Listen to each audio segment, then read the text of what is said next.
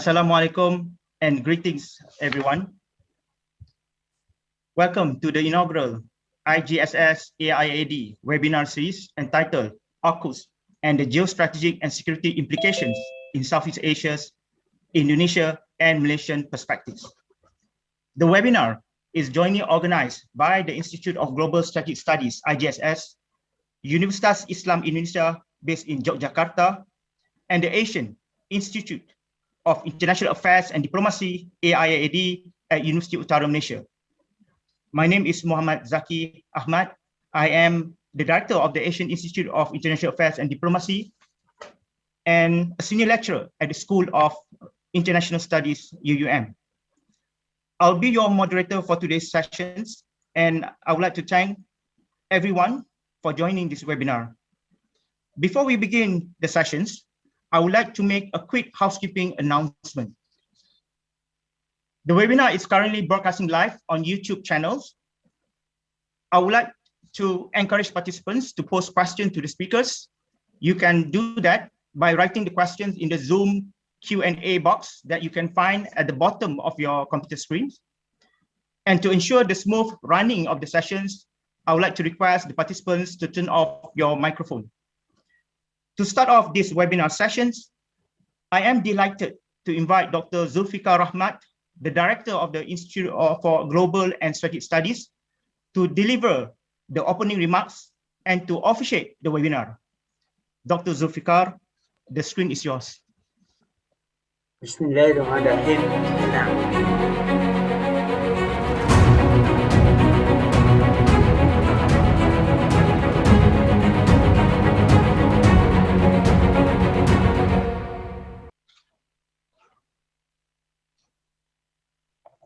Bismillahirrahmanirrahim. Assalamualaikum warahmatullahi wabarakatuh. Alhamdulillah wassalatu wassalamu ala rasulillah.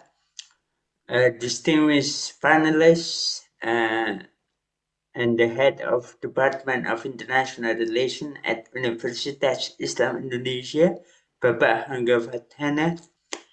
I would like to thank all the organizers for organizing this event. I want to begin my speech with introducing the Institute for Global and Strategic Studies, which is a research institute under the Department of International Relations at Universitas Islam Indonesia. Our institute is a newly established research institute in July this year with three main aims, and that is research and publication, training and workshops, and community engagement. When it comes to community engagement, we do public discussion and research sharing with the hopes to increase people's awareness about issues in international relations. In doing so, we collaborate with different institutions around the world. One of them is Asian Institute for International Affairs and Diplomacy at the School of International Studies at the Universiti Utara, Malaysia. Alhamdulillah, we have decided to collaborate the two institutions have agreed to collaborate in many different activities, and to begin our collaboration, we have decided to organize this event on, I think, a very important and very recent topic in our global politics, and that is the establishment of AUKUS. And to bring the topic closer to us, we have decided as well to see and to examine the implication of AUKUS to our countries, which are Indonesia and Malaysia. I hope this event can bring new perspective to all of us and enable us to see the phenomena in a more comprehensive and a more critical perspective. Once again, I want to thank you. I want to thank all the organizers, all the panelists, and all the attendees who have decided to spend their time in this day today to attend our webinar. Thank you very much. Assalamualaikum warahmatullahi wabarakatuh. Waalaikumsalam warahmatullahi wabarakatuh.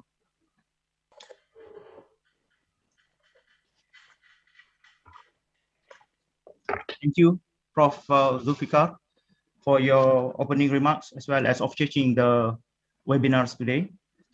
Ladies and gentlemen, the theme for today's webinar is considered to be timely and relevant to the recent changing and recalibrating the geostrategic and security landscape in the Southeast Asian region. At the moment when global community are still preoccupied in battling the COVID-19 pandemic, the recent announcement of a new tripartite defense alliance known as AUKUS, involving Australia, the United Kingdom, and the United States, has not only caught many by surprise, but also triggered a flurry of reaction from regional leaders and government officials. Under AUKUS, the United States agreed to assist Australia to develop its own fleet of nuclear submarines at the expense of France, whom the Australian government decided to cancel a multi-billion worth of electrical diesel-powered submarines order from the French contractor. The fallout from this deal has not only escalated into a diplomatic feud between the United States and France, albeit a short one, but also growing calls by the European Union members to push for greater strategic autonomy in their foreign policy away from the United States meddling. It is an open secret that the main objective behind the formation of AUKUS is to counter China's growing influence and belligerent posture in the region's maritime waters, particularly in the South China Sea. In the context of Southeast Asia, the unveiling of AUKUS prompted a mixed response from the leaders of ASEAN countries, a testament to their traditional lack of solidarity and unified stance when dealing with matters pertaining to foreign powers' intervention in this part of the region. Driven by geostrategic interests and threat perceptions, certain founding members of ASEAN, such as Singapore and the Philippines, welcomed the formation of AUKUS, but such a positive view is not necessarily shared by other ASEAN members. Both Malaysia and Indonesian leaders publicly conveyed their shared concern that AUKUS could trigger an arms race as well as undermine stability, peace, and tranquility in the region. This recent move made by the United States has likely intensified its rivalry with China, and if it's not managed properly, could be worsened into a military skirmishes and even a possible and all-out war. What concerns Malaysia and Indonesia the most is that such military skirmishes or an all-out war could turn their own vast maritime jurisdictional waters into a bloody battleground between these two nuclear superpowers. Adding to the concern is the potential proliferation of nuclear-powered submarines transiting or operating in regional international straits such as the Malacca Straits or Indonesian's archipelagic sea lanes when Australia begins to operate its own nuclear submarine fleets in the foreseeable future. Hence, several questions need to be asked relating to AUKUS. What are the implications of this tripartite alliance? on the geostrategic and security landscape in the Indo-Pacific, particularly in Southeast Asia. What are the driving factors behind Malaysia and Indonesia's unfavorable perceptions towards the formations of AUKUS? And the last question is, what are the entitlement and actions under international law of the sea that Malaysia and Indonesia can undertake to regulate the passage of nuclear-powered submarines and warships transiting their own maritime jurisdictional waters? To discuss AUKUS and to answer the aforementioned questions, joining us today are four prominent speakers, and they are Professor Dr. Kamarul Abdullah, Assistant Professor Hanga Fartana, Associate Professor Dr. Hazmi Rusli, and Assistant Professor Karina Utama Devi. Let me first give a quick introduction about the speakers. The first presenter of this webinar session, Professor Dr. Kamarul Abdullah, is a professor in international security at the School of International Studies, University Utara, Malaysia. He is currently a distinguished research fellow at the Asian Institute of International Affairs and Diplomacy. His area of expertise focuses on terrorism, political violence, religious militancy, and border security. Professor Kamarul has written extensively in newspaper as well as books, edited books, and journal articles. Thank you very much, Prof. Kamarul, for joining us today. I also would like to introduce Assistant Professor Hanga Fartana, who is currently served as the Head of the Department of International Relations, Universitas Islam Indonesia. He is also a researcher at Institute for Global and Strategic Studies. His research interests include global political economy, trade politics, and Australian foreign policy across a range of key relationships. The next speaker that I would like to introduce is Associate Professor Dr. Hazmi Rusli. Dr. Hazmi is currently attached with the Faculty of Sharia and Law, University Science Islam Malaysia, USIM. Dr. Hazmi was the first Southeast Asian academician to be appointed as a visiting professor at the Faculty of Law at the Far Eastern Federal University, Vladivostok, Russia. Assistant Professor Dr. Hazmi has also written considerably in book chapters, newspapers, and journal articles on the topic of maritime boundary disputes, navigational regime, law of the sea, and marine environmental management. He has also been frequently invited as a speaker in international seminars and conferences. And lastly, Assistant Professor Dr. Karina Utama Devi is currently serving as Deputy Head for the International Program at the Department of International Relations, Universitas Islam Indonesia. She is also a researcher at Institute for Global and Strategic Studies. She teaches and researches in peace and conflict studies, gender and politics of the United States. With that introductions, I now would like to start the first presentation session by inviting Professor Kamarul to deliver his talk. Prof. Kamarul, the screen is yours.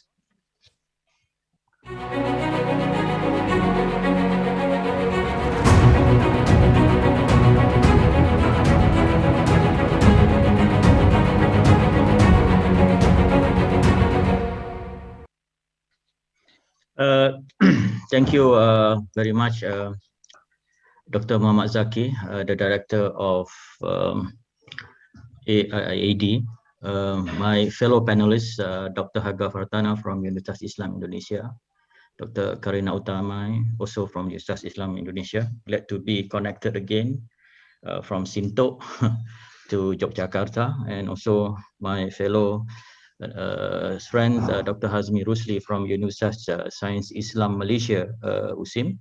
And I also see that Dr. Nazariah, our Dean of School of International Studies, is also around. So first of all, I would like to express my sincere gratitude and thank you to the Institute for Global and Strategic Studies, IGSS, Universitas Islam Indonesia, Jogja, and also ASEAN Institute of International Affairs and Diplomacy, AIIAD, UUM, for inviting me to give some kind of a thought on the recent developments of regional security, especially with the setting up of Australian, United Kingdom, US security triangle alliance that have so much provide some kind of interest and to some extent concern to the observers and also to the students of international security in the regions. I was told I'm given a kind of 15 minutes or so to give my thought. I mean, I don't have a kind of PowerPoint and all that, but within 15 minutes, I will take my time, just to look at the PowerPoint. But for me, there are some observations that we need to understand, especially to students of international relation or international security, and very interested to study about security in the regions. But the word Indo-Pacific itself, never been a kind of the keyword when we study regional security, because we have been exposed to the concept of Asia-Pacific.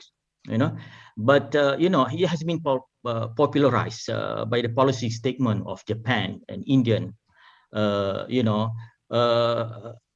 we are now in terms of geographical positions of the country, in terms of the strategic position of the country, the concept of Indo-Pacific, the terminology of Indo-Pacific has been popularized by these two US ally.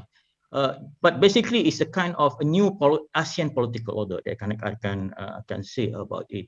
When previously, when you're talking about Asia Pacific, India as one of the major power in Asia seems to be sidelined or not to be taken into account in the regional security arrangements. But Japan and India tend to look in a different way. And basically a kind of responding to the China's expansionism through OBO strategy, One Belt, One Road strategy. So this is a kind of strategic response to the rise of China. Another one is that what I can see is that the overall scenario of it. What are the major concerns that we have when AUKUS is basically announced, and so sudden, people tend to be concerned about the regional stability. So AUKUS, for me, it's a kind of a sketchy agreement. I mean, we are not very sure. At this moment, it's just based on newspaper reports, and not much has been written about it. To be fair about it, but this is a kind of giving a kind of a vibrating to the region, because it is considered a new security alliance, under which that basically US and United Kingdom will provide a kind of nuclear technology to Australia to power its submarines. That one, number one. And number two, we need to look back on the background of this kind of arrangement, is that it's nothing new to that particular development in terms of, there's a quadrilateral security dialogue that already been existed, for some years now, what they call it, the Quad, where the members are US, Japan, India, and Australia. And bear in mind, I just raised this about where Japan and India popularized the terminology of Indo-Pacific. So its first summit was in March, and basically, their diplomatic way to have that kind of Quad arrangement is basically to have an open, secure, a caution-free of Indo-Pacific regions. So you have to read between the line in terms of their final communique, to whom that they are referring to, cohesion-free, quote unquote. Another observation is that, that so far only 6 countries that have nuclear power submarines, US, Britain, China, India, France, and Russia. And Australia will be the number 7 that having that. So why talking about nuclear submarines? Why we are very concerned about nuclear submarine? Although it not necessarily mean that it's a nuclear arm. So there are some arguments that you can Google it in the website. One of the advantage of having nuclear submarine, although it's a kind of very expensive infrastructure and maintenance, the advantage between nuclear and diesel power submarine is that nuclear submarine can remain completely submerged in the water for years. you know, it has less maintenance requirements. You know, so it leads compared to diesel, whereby that it tend to be smaller. You know, the nuclear submarine is much bigger. So for major powers and for superpowers, you know, regional powers, it is a kind of an adequate protection in terms of their defense and security, because of its underwater maneuver, you know, that it has. So it can have intergatherings, you know, for a long time, submerged within the water. And at the same time, you can see is that, you know, it has also divided the Western alliance. You know, France was not very happy at all. You know, it had been sidelined because there was kind of an agreement earlier between Australia and France to provide the diesel submarine. Another thing that what's new in terms of a security arrangement, because Philippines and Thailand had a formal security agreement. You know, with the United States, Singapore also has a strategic defense agreement with US, and Malaysia. You know, some might highlight is that also involved in the FPDA. And if you are a kind of military observer, you know, it just last week on the 24th of September that Malaysia just concluded its defense exercise with US at the Straits of Malacca, which you know, involves as a US Pacific Command Air Force, and also Malaysian Air Force involved Sukhoi, you know, F-18 and B-52 aircraft. You know, it's considered a kind of strengthening military diplomacy between the two countries. But taking that aside, because it is, you know, it's a kind of regular security arrangements that has been there since the Cold War period. But what's so stunning about this kind of arrangement is that, you know, the West are now facing with the what do you call it, China increasing power. You know, that, you know, we are now dealing with the US-China rivalry in the region, not only in the region, but also in the world. There's an unresolved issue of South China Sea, which I think China is very adamant, you know, very in terms of hard diplomatic approach in dealing with the issue. So what concerns Southeast Asia is basically the escalation of tension in Southeast Asia with the coming of nuclear. You know, bear in mind that ASEAN is the proponent of nuclear-free area, and we are also in 1975 we what they call it, we declare that this region is you know, is under ZOFAN, zone of peace, neutrality, and all that. So my observation on that is, number one is basically we are at the edge, or even part of what they call it Cold War 2.0. You know, so when you look at one Cold War after in 1945 to 1989, 1990, you know, you can see a kind of diplomatic, you know, military rivalry between Soviet Union and US in terms of ideological competitions.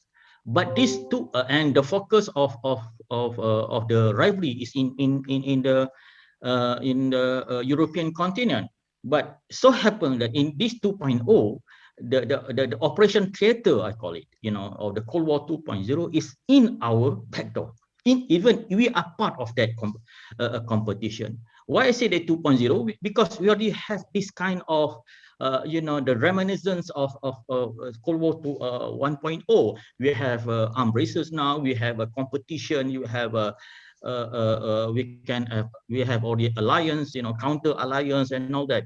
And whatever that the two powers are doing is about on the deterrence and all that. You know, whereby that nuclear become a kind of the utmost deterrent effect to countries that that are involved. So you can see is that, you know, both countries is, you know, try to expand their influence. We have, you know, so many visits. Okay, state Deputy Secretary of State Wendy Sherman, you know, visit Jakarta, Bangkok, and Phnom Penh in May 2021. Then, you know, Secretary of Defense Austin, we visit Singapore, Manila, and Hanoi, and even Kamala Harris visited Singapore and Hanoi recently. So you can see is how the Western part and also from the China part is trying their best to have a kind of to win the diplomatic agreement from these two countries. Number two that I can see is that under this kind of situation is the question of ASEAN centrality. So far, ASEAN is very quiet. And ASEAN, like what Muhammad Zaki mentioned just now, is that it seems that the comments or statement issued by member countries seems to show that ASEAN is divided on this kind of arrangements. Singapore, Vietnam, Philippines, are very supportive because they are part of the Western Bloc. But Malaysia and Indonesia, are much very concerned on this. Malaysia and Indonesia are active members of non-aligned movement, and also, we are active members of ASEAN. But the problem now is ASEAN doesn't have the leadership. For me, that can issue a statement and leave it to the individual countries to state. And at the same time, Western observers tend to argue that ASEAN has been sidelined as a result of it. Because it appears that ASEAN cannot go in one voice in this kind of development. And we can understand, because the issue is that, about, ASEAN does not want to be seen as a kind of, supporting either side. This is the kind of hedging, that they have. I mean, ASEAN, or even Malaysia and Indonesia, we are very much rely on China economically and so forth, and to US through our, long time, security cooperation and all that during the Cold War period. So we do not want to provoke each other, but at the same time, ASEAN must come up with a kind of a statement to soothe the situations. And this is, I think, is a kind of lacking from the ASEAN side. And it leads to a lot of criticism on ASEAN about its centrality in the region, whereby that, the Quad is basically taking up the discourse of security arrangement in the regions. And critics also argue that, ASEAN tend to, have problems with its own backyard, the issues in Myanmar, and also a kind of problems is how to deal with China in the south of South China Sea. I think I'm coming close to 15 minutes now. Number three, what I can see is that, those in Southeast Asia are forced to take side. Either we want to have a hedging or bandwagoning in terms of, this is a kind of a dilemma, in responding to two camps, because China is very assertive in its sweeping claim on South China Sea, and at the same time, Southeast Asia countries cannot provoke China because of the economic dependency. And at the same time, they are also worried about China's military expansionism, that they need a kind of military protection on that. And in terms of Malaysia dilemma, give me a kind of 2 to 3 minutes to wrap up my presentation.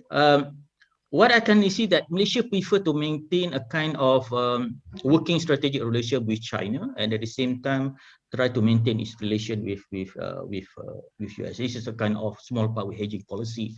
But I'm quite puzzled basically, because when Foreign Minister Shamsuddin make a kind of statement is that, that he will seek China's view on AUKUS when we were going to make a trip to China soon. I think this is a kind of premature statement, premature statement from the Malaysian side of issuing that kind of position as if that we are very afraid of China. to say the truth, and it doesn't give a kind of a good signal to the Western allies. And I think that Malaysia, the foreign minister should maintain our impartial, non-aligned position on this particular issue. I think that Malaysia, for me, should work this kind of development through the mechanism of ASEAN. Malaysia cannot work alone on this issue. This is a very tricky security environment that we need to be very careful, because it might have a kind of backfire on that. We cannot talk about nuclear submarine, because many years ago we also received a kind of US nuclear submarines in our shore and all that. But there must be a kind of a coherent, a kind of an strategic understanding among ASEAN countries on how to respond it. So far, ASEAN is silent, and that's why a kind of they tend to be a kind of individual response to it. So I mean, for me that. From the Malaysian side, I think we should have a kind of our non-aligned position, our neutral position. And although we already raised our concern in this particular problem, we shouldn't be a kind of being viewed as a kind of supporting one another and subservient to another power. So I think on that note. I finished my presentation, already past my 15 minutes time. So I mean, I will expand my idea during the Q&A session after this. Thank you very much. Back to you, Dr. Muhammad Zaki. Thank you very much, Prof. Kamalizam, for enlightening us on the AUKUS and its potential impact to the geostrategy and security landscape.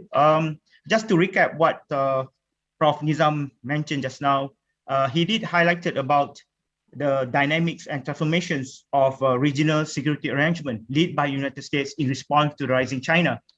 At the same time, also, he seems to predict that there will be some form what we call Cold War 2.0. So that is something that we can ponder upon and discuss later on in the future webinar sessions. I would like to highlight also regarding the need for Malaysia to be more neutral, to be more flexible in terms of choosing sites when discussing about these changes of security dynamics, or basically geostrategic dynamics here in this part of the world. And also, I would also like to highlight what Prof. Nizam mentioned just now regarding the Asian centrality. It is obvious that there is what we call divisive positions or stance with regards to foreign intervention in this part of the world. So thank you very much, Prof. Nizam, for a very clear and concise what we say analysis regarding the impacts of AUKUS to our geostrategic and security landscape here in Southeast Asia in particular. Right, I would like to invite Assistant Professor Hanga Fatana to give his presentations. Over to you, Pak.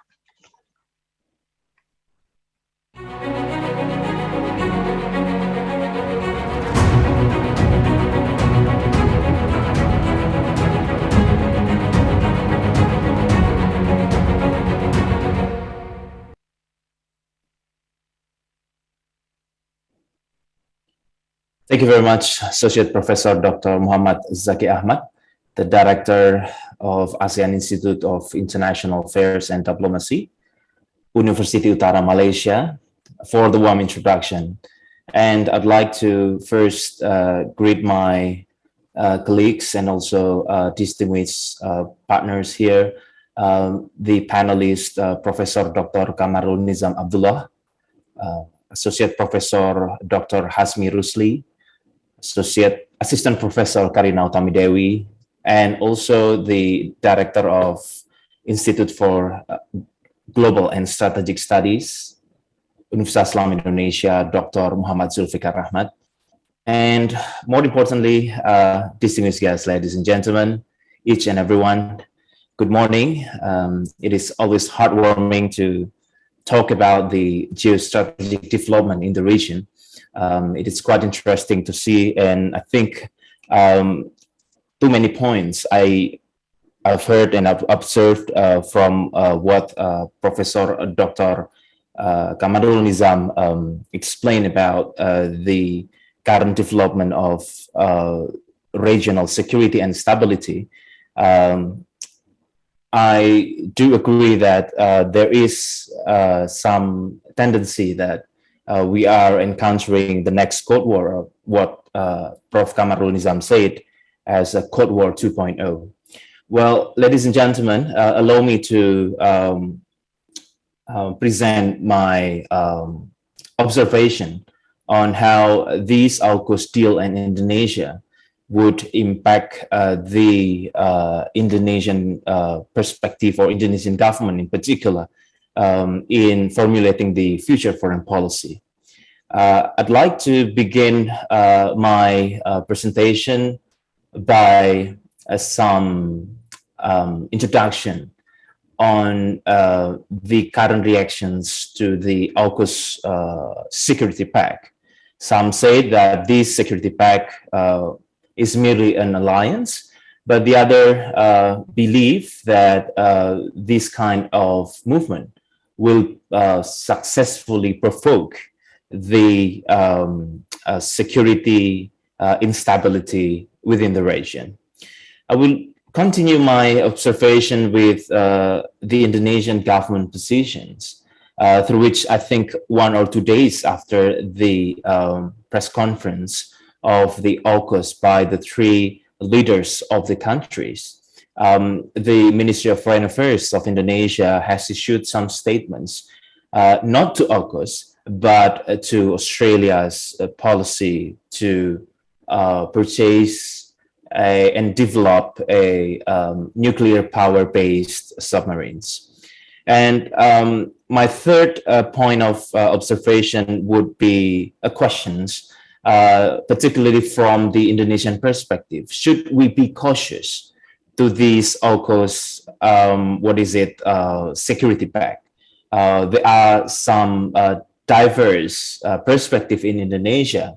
Over the last few days, I have observed that some agree, others might disagree with the fact that AUKUS would threaten the futures of Indonesia's security stability. Before I conclude my presentation today, I hope I would be able to deliver the presentation less than 15 minutes.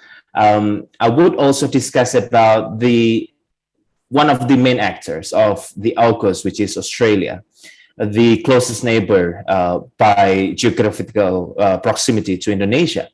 As our fellow Down Under, I think it is also important to observe the Australia's foreign policy strategy, as well as the motives of domestic politics behind the AUKUS. So, ladies and gentlemen, let me begin by some points that I would like to echo what Professor Dr. Kamarul Nizam said, that this is actually not a new thing. This the movement by the old actors, the movement by the United States, Australia, and some prominent allies of the superpowers have been quite prominent over the few decades. I think, given AUKUS is a trilateral security pact, we also have to keep in our mind that Australia and United States previously, I think, also engaged in numbers of strategy in dealing with the situation of security in the regions. One of the most prominent or famous alliance, we remember the ANZUS, Australia, New Zealand, and also the United States security agreement or alliance, One of the points of these agreements maintaining that if one of the members of the agreement is being attacked by external threats, the rest will provide helps. The ANZUS treaty back then in 1951 was quite very relevant at the time, very timely at the time to respond with the first Cold War.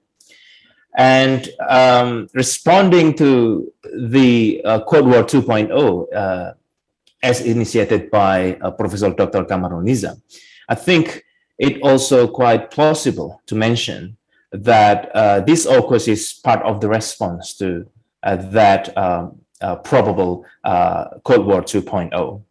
However, given this situation, I think the AUKUS is also part of the response to China's geostrategic challenges, given the China's movement over the last few years, continuously and consistently, demonstrates its ability to flexing its muscles in terms of the military power and also strategic security considerations. In addition to that, I think AUKUS could be also seen as the US and also its allies' symbolic move. The symbolic movement of hegemonistic powers from the West in response to China's rise, despite the China's principle of peaceful rise, harmonious rise, through the doctrine of 和平发展. I think it is quite important to note that the rise of China, it is inevitable to see that the rise of China has been something that successfully threatened the current hegemonic power of the United States. Well, I believe Assistant Professor Karina will elaborate further on that on the US side.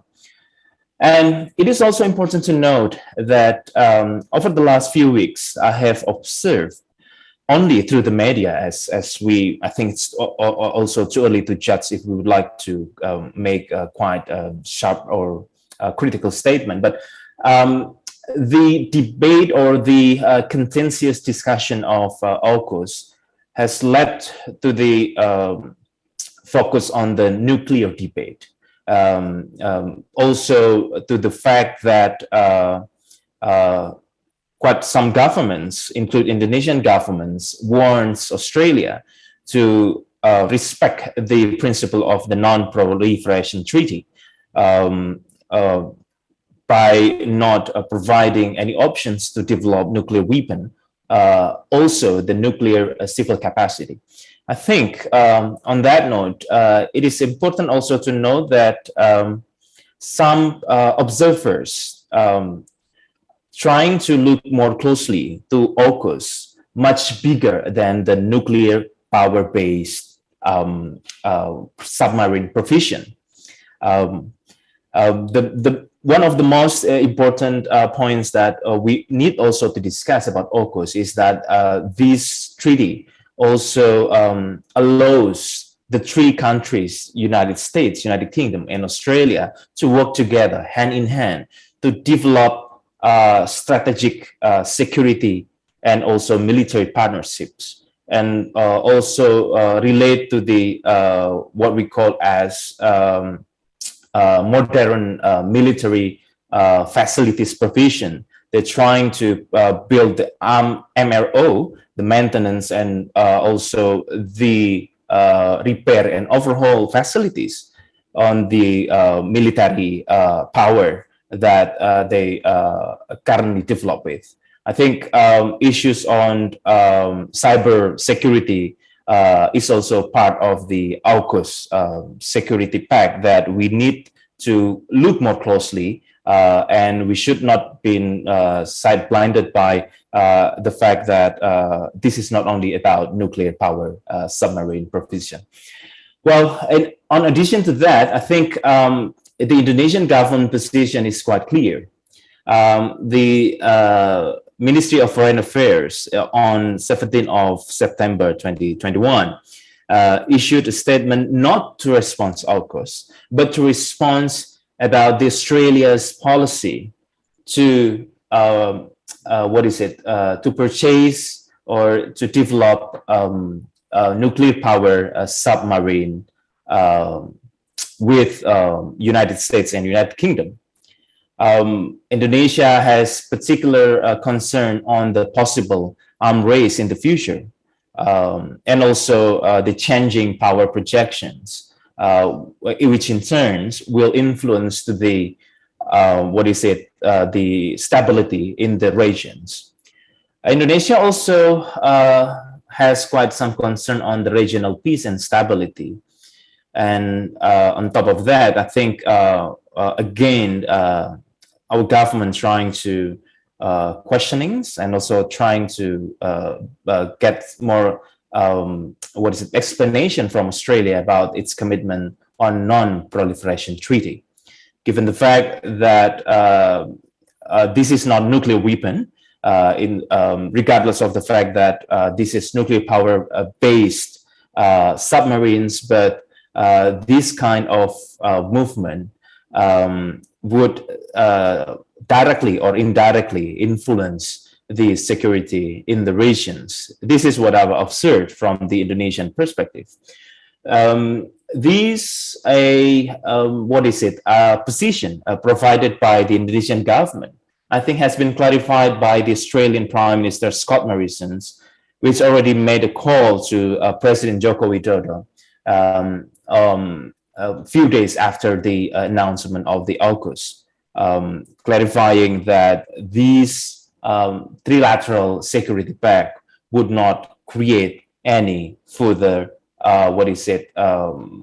distractions to Indonesia and Australia relations. And the argument that the Australia is trying to make that the AUKUS is part of the tools for Australia to create stability within the region, I think also being emphasized by the Australian government during the call to Indonesian President Joko Widodo.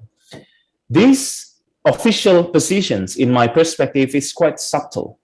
My argument is pretty simple, that Indonesian government is trying to wait and see what will happen over the next few months, over the next few years, as a result of these AUKUS deals.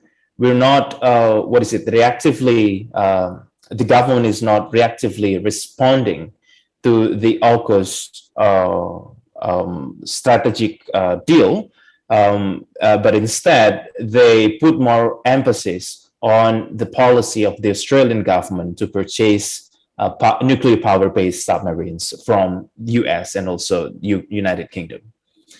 And from that perspective, I think there are some diverse point of views responding the AUKUS deals from Indonesia.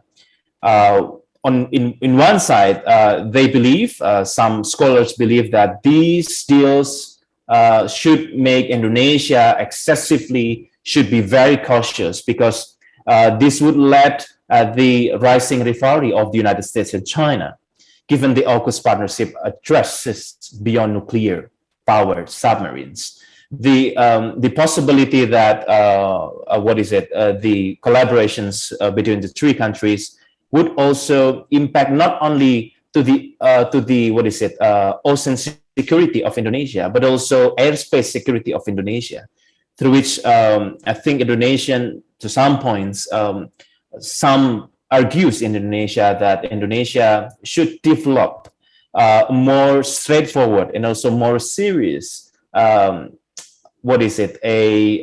defense strategy to respond to this kind of changing situation in the region. In the other hand, there is also an argument asserting that the AUKUS should be a turning point for Indonesia, through which Indonesia could reap the benefits from this situation.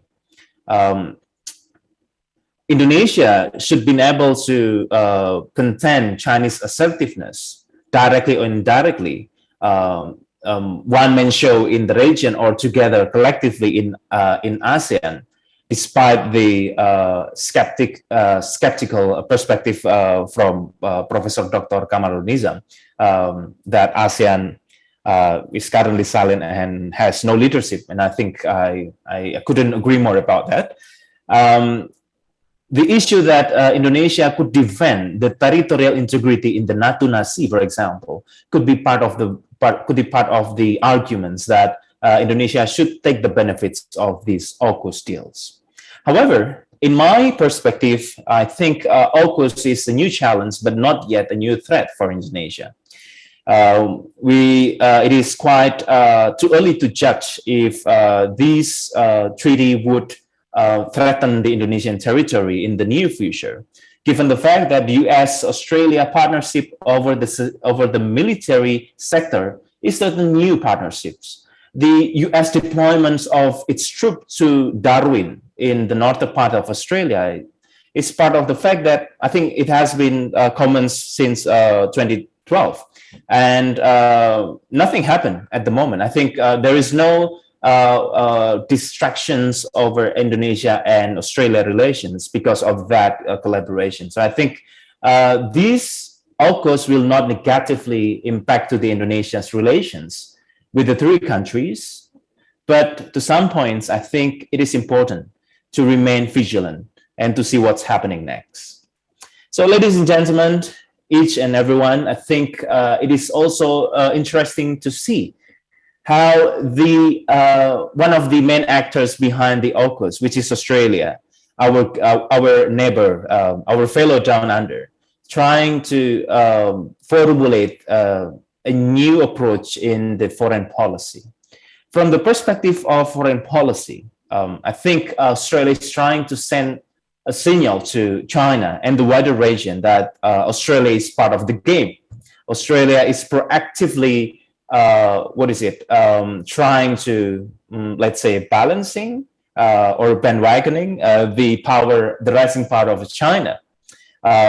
Given the recent lukewarm temperature of the Australia-China relations, there are lots of points that we could see from Australia and also China's relations, that Australia's criticism over Uyghur and also Australia's criticism over some human rights issues in China, and most recently the Australia's intention to seek the origin of coronavirus back then to China, has been responded by China is by punitive trade sanctions.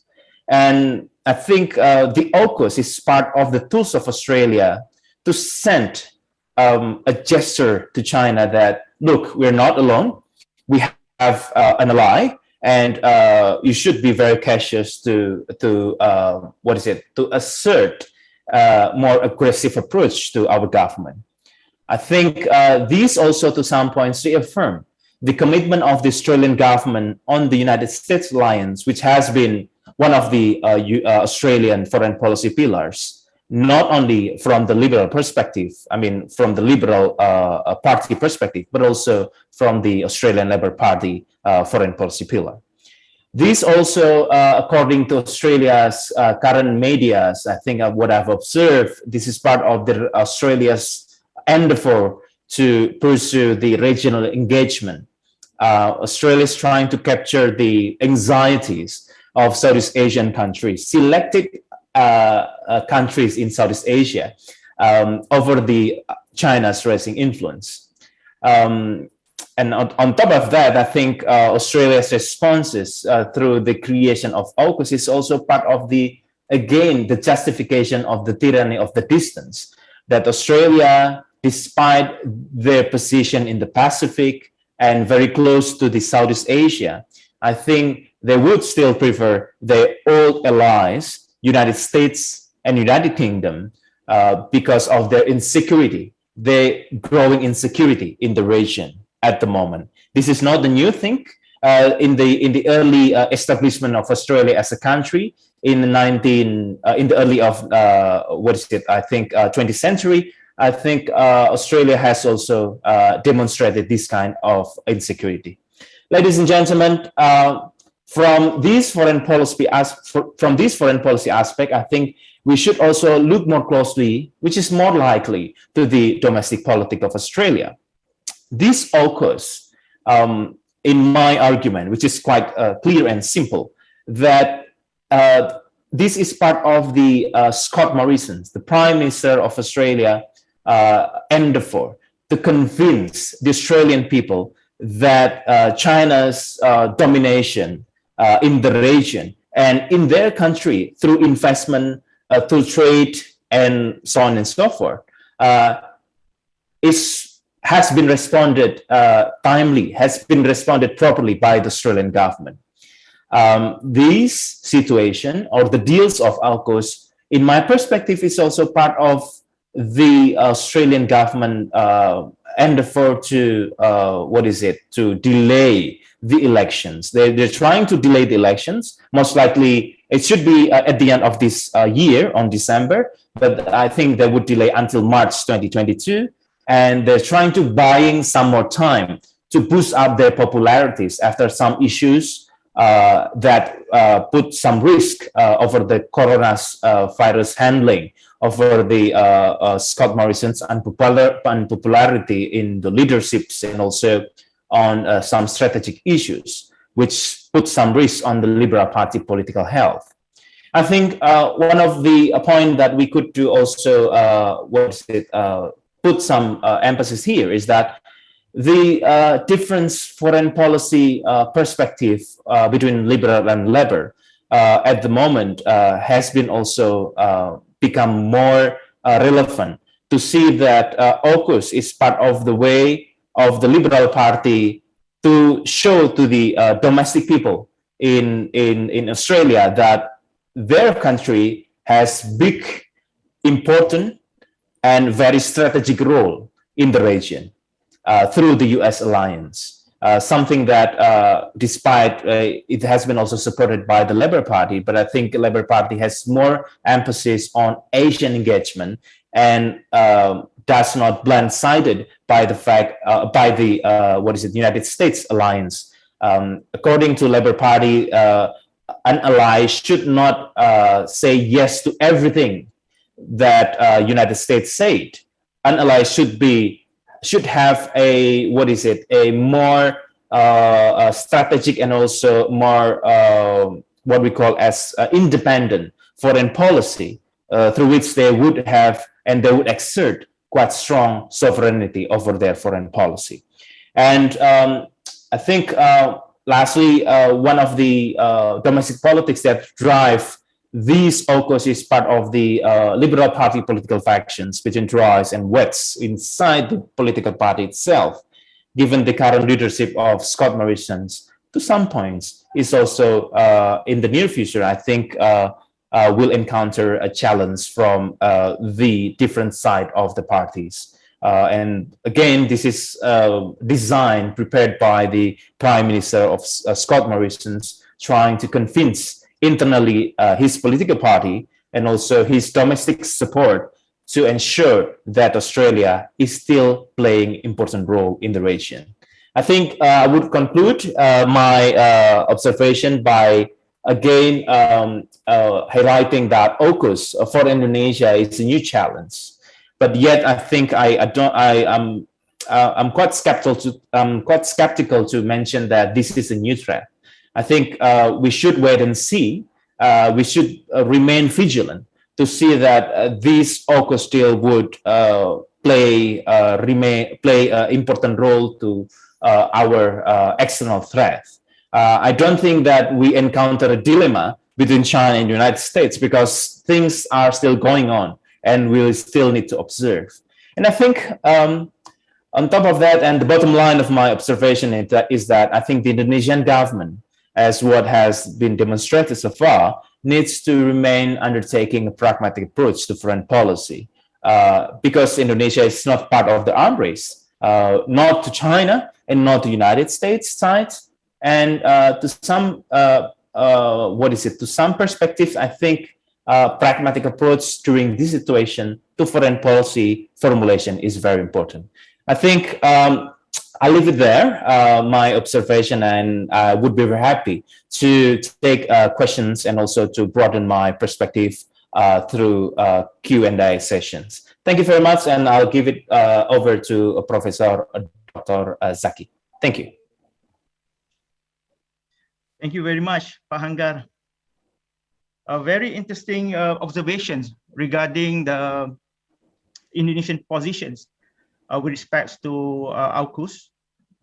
And interestingly, given the very fact that Indonesia is the closest neighbor to Australia, and surely the acquisitions of nuclear-powered submarines by Australia under this AUKUS arrangement can pose some form of threats to its ability to control navigational areas or navigational passage in its archipelagic waters. That will be one interesting topic that I believe later on Associate Professor Dr. Hazmi Rusli will highlight it in the context of international law. But just a quick observations on your presentation just now, Pak Hanggar. It's interesting that both Malaysia and Indonesia seems to be a little bit cautious about AUKUS arrangement, but at the same time also the consensus is that the AUKUS can bring more harm than benefits to regional security and stability in Southeast Asia. So there is one particular issue that need to be addressed by Malaysia and Indonesia, and it is much more better if both countries and also along with other ASEAN members to discuss this AUKUS with their Australian counterparts. Right. For the third presenters, Associate Professor Dr. Hazmi Rusli will be discussing again about the navigational status of submarines in this important waterways of Straits of Malacca as well as Indonesian archipelagic waters. And of course, with the operationalizations of Australian nuclear submarine fleets, surely they will expand their operational theaters in these critical waterways. So with that, I pass the baton to Associate Professor Dr. Hazmi. The floor is yours. Thank you very much, my dear.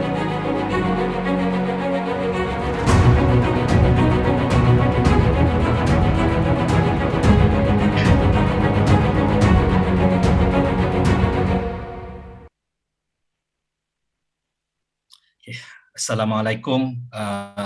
Selamat pagi. Good morning, everyone. Thank you very much. Terima kasih banyak, my dear friend and brother, Associate Professor Dr. Muhammad Zaki. I've known him since our days in Wollongong. The first Malaysian I met there when I first arrived in Wollongong was Abang Zaki, and we still contact each other until today. So ukhuwah tu tetap terjalin. Terima kasih sekali lagi Abang Zaki, Dr. Associate Professor Dr. Zaki for the kind introduction. I would also like to extend my thanks, my gratitude to Professor Dr. Kamarudin Abdullah and also Assistant Professor Karina Utami Dewi and Assistant Professor Hanggar Fatana from UII.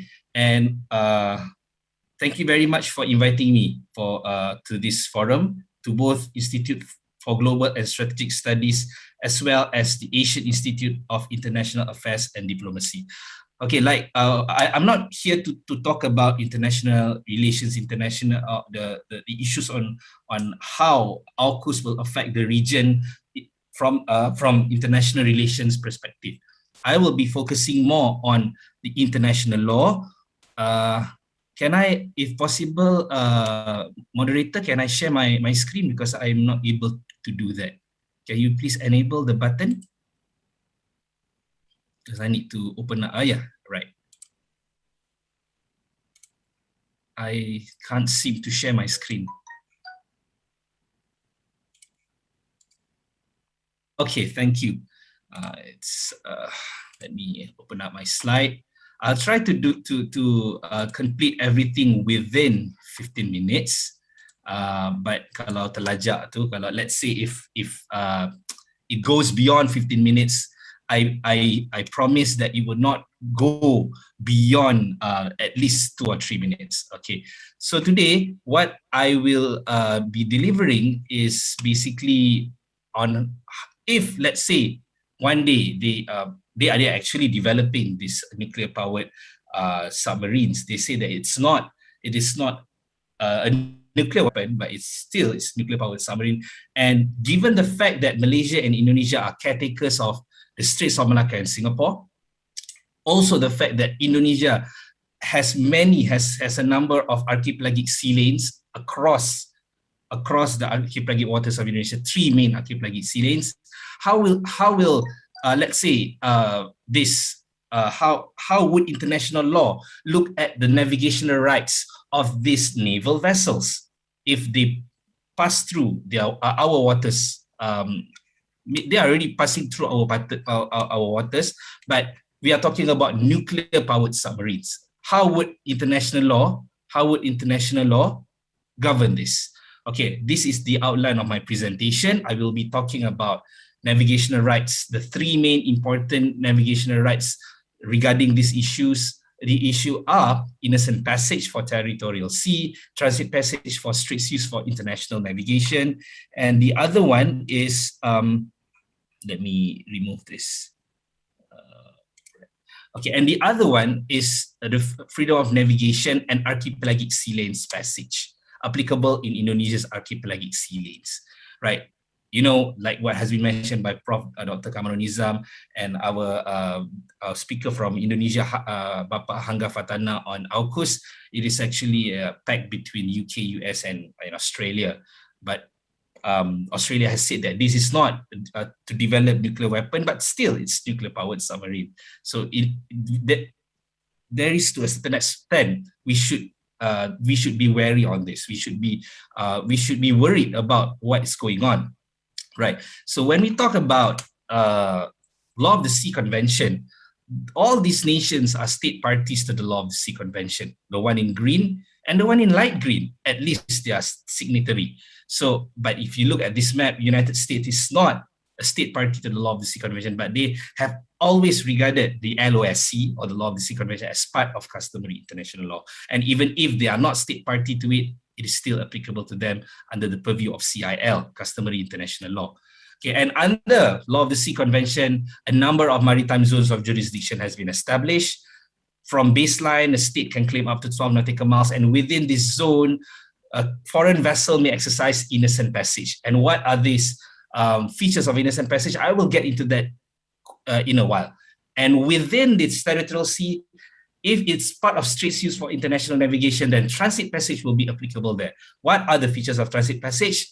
I will also get into that in a while. And in EEZ, it is where freedom of navigation is applicable under Article 57 of the LOSC, and beyond EEZ is the high seas, where obviously freedom of navigation is applied as how it applies in the EEZ. Okay, so these are the features of innocent passage under the Law of the Sea Convention.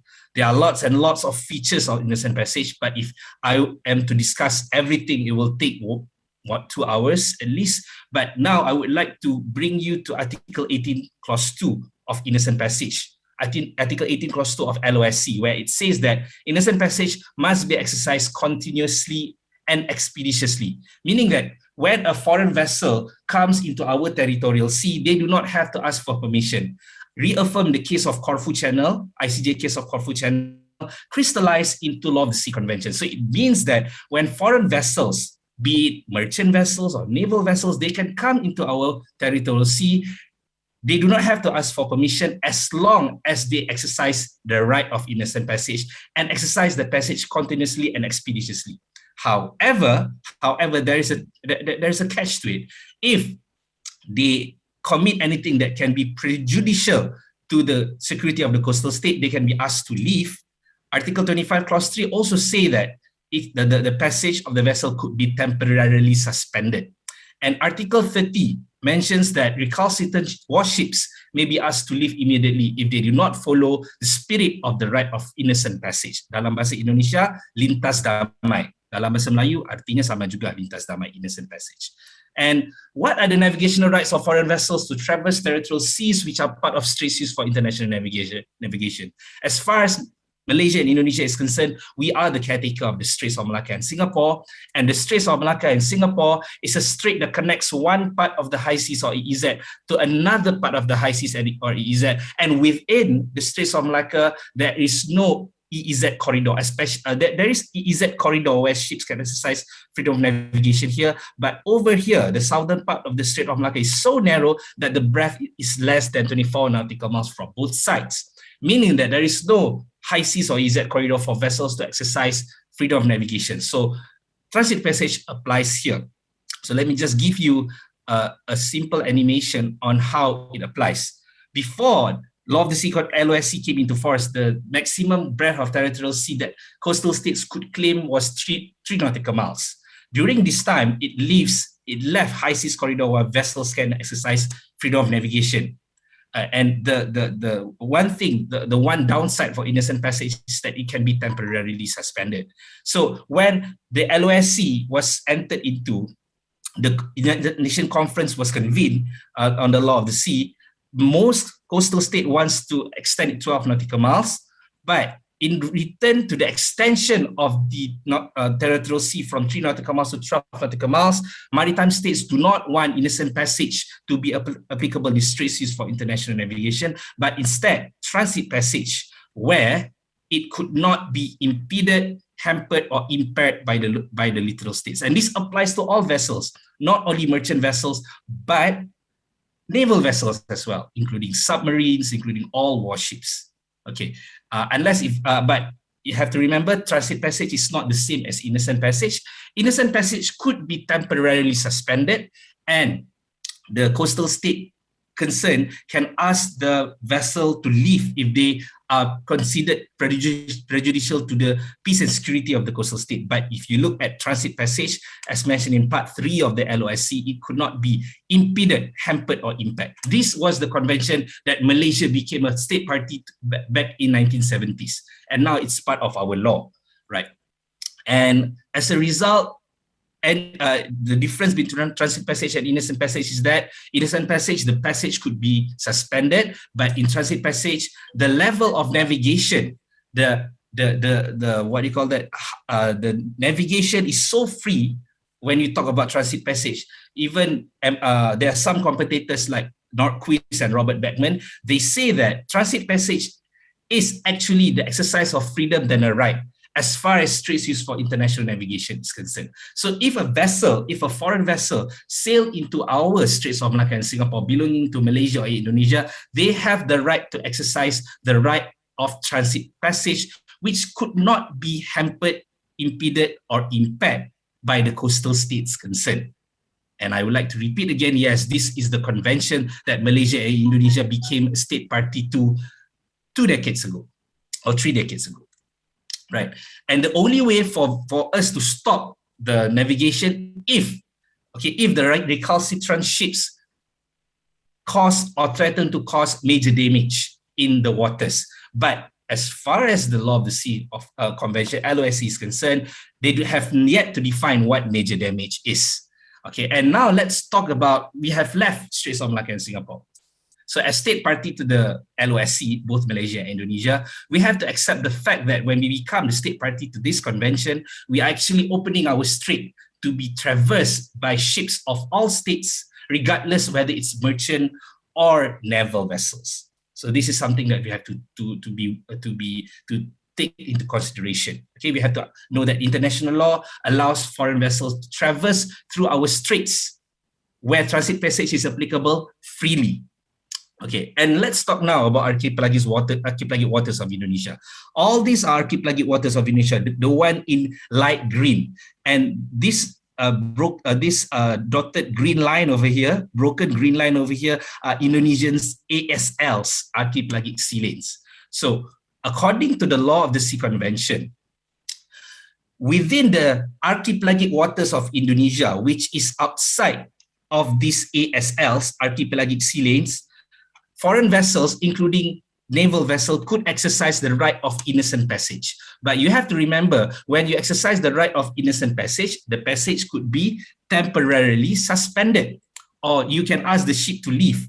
But this only takes place if the foreign vessel exercises the right of innocent passage within Indonesia's vast archipelagic waters, not within the archipelagic sea lanes. So if the vessel exercises the right of archipelagic sea lanes passage, not only they could be entitled to a continuous, expeditious, and unobstructed transit. This is not what I say. This is Article 53, Clause 3 of the Law of the Sea Convention.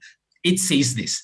So not only within when a foreign vessel exercises archipelagic sea lanes passage within Indonesia's archipelagic sea lanes, they not only can exercise continuous, expeditious, and unobstructed transit, but they can exercise normal mode.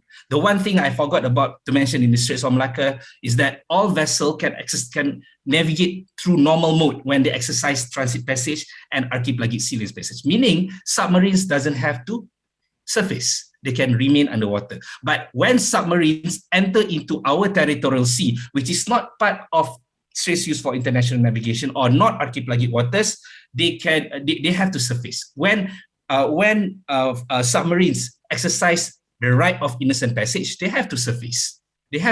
But when they exercise transit passage or archipelagic sea lanes passage, in these two regimes, they can exercise the right of navigation in the normal mode, meaning that they can remain underwater. Not only that, the passage must be continuous, expeditious, and unobstructed, just like the one in the Strait of Malacca. It cannot be impeded in any way, unless if it causes or threatens to cause major damage, which has not been defined what major damage is, as far as the Law of the Sea Convention is concerned.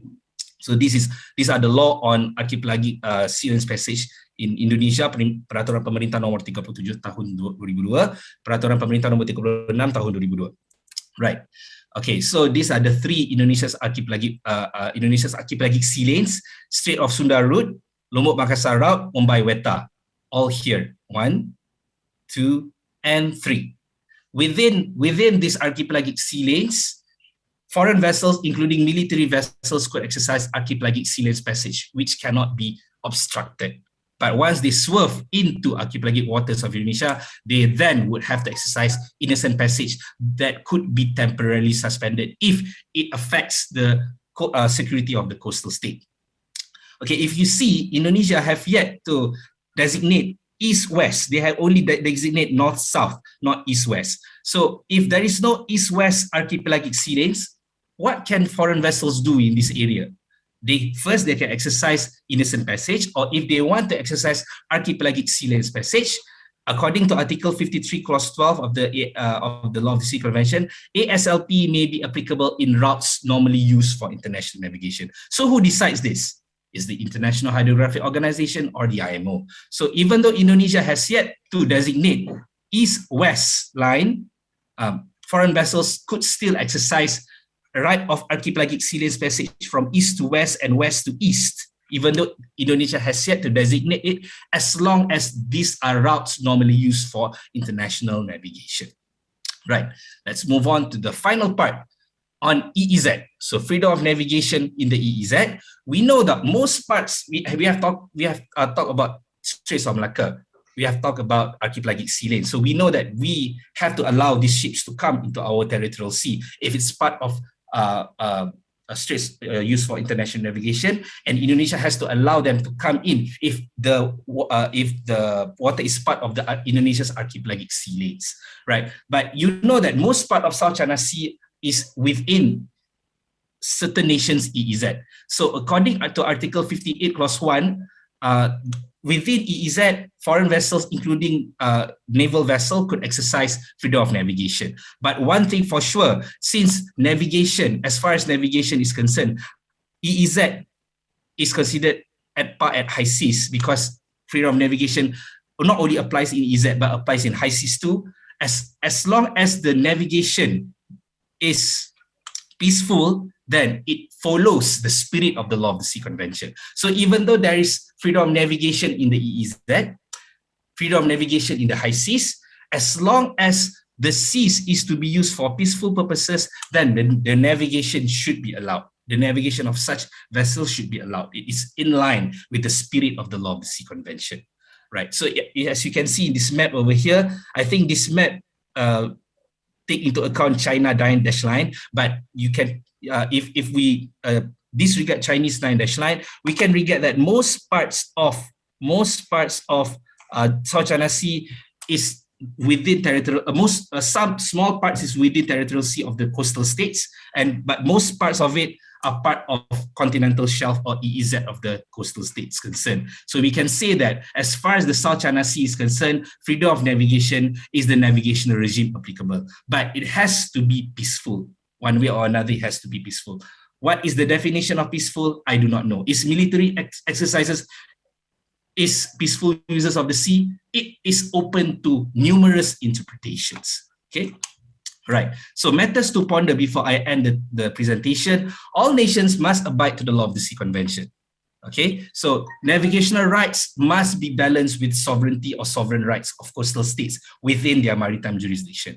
Should Malaysia and the rest of the region be wary of AUKUS? Malaysia and Indonesia particularly, yes. Because like I said, we have opened up our territorial sea, which is part of straits used for international navigation, and also for Indonesia, archipelagic waters as part as ASLs to free navigation.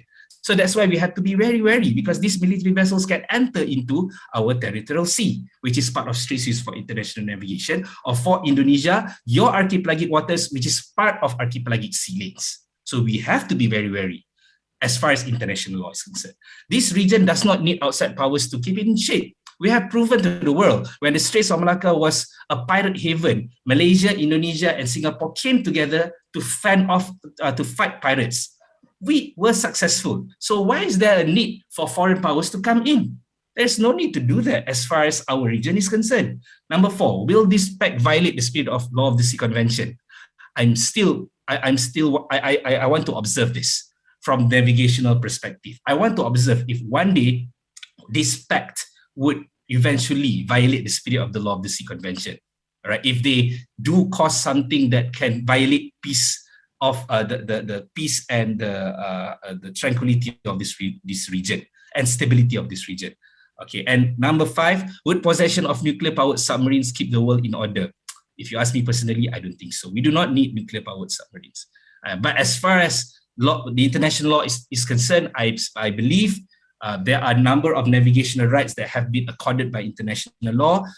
Why Malaysia and Indonesia have to be very careful? Because, I'm repeating this again, because we have actually opened up our territorial sea, which is part of straits used for international navigation in the Strait of Malacca, and Indonesia, your archipelagic waters, has a number of archipelagic sea lanes to be navigated freely by foreign vessels under the ambit of transit passage and archipelagic sea lanes. That's why we have to be really, really careful.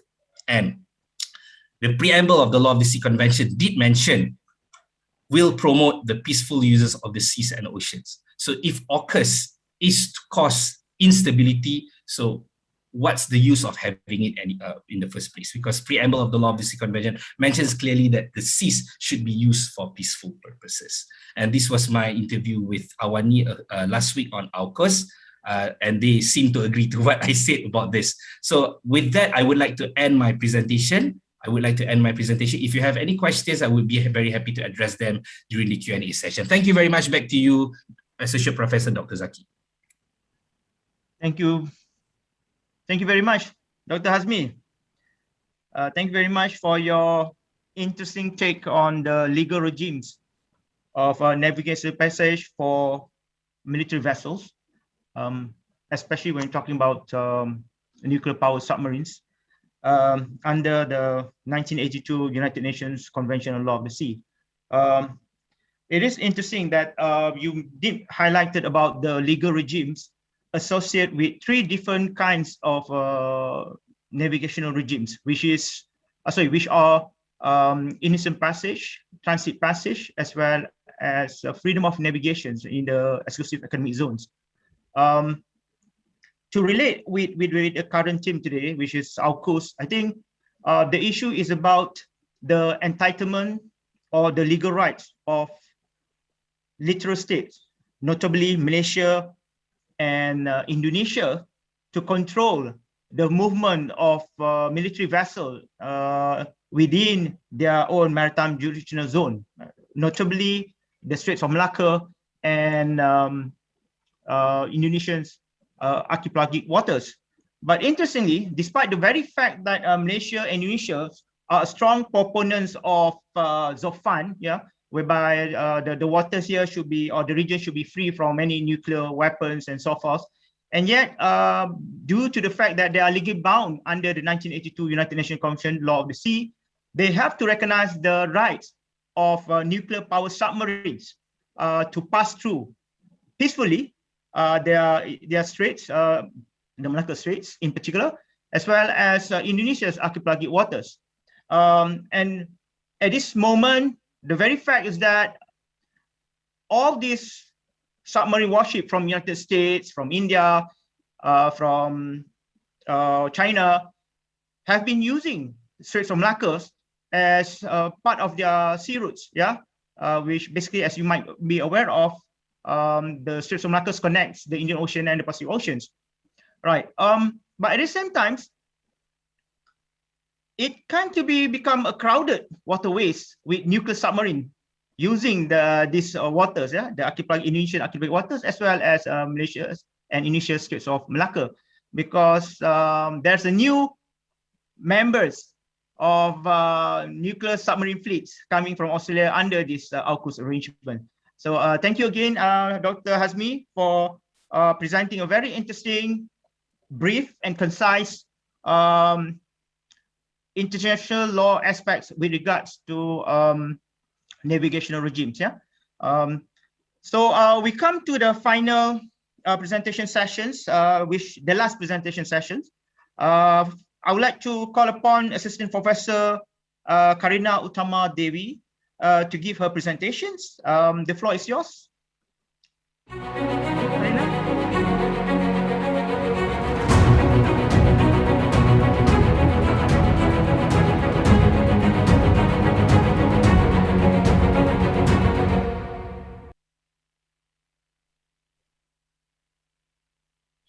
Thank you so much, Associate Professor Dr. Muhammad Zaki Ahmad, for the very kind introduction. I am very delighted to be here, honored and humbled, of course, to be together with these distinguished panelists.